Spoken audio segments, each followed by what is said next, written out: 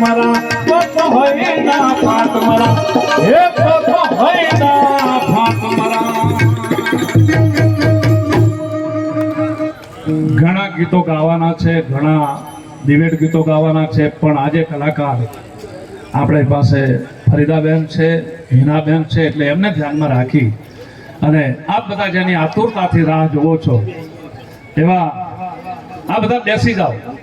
બેસી જાઓ તો ફરીદાબેનને રજૂ કરીએ તમે બેસી જાઓ.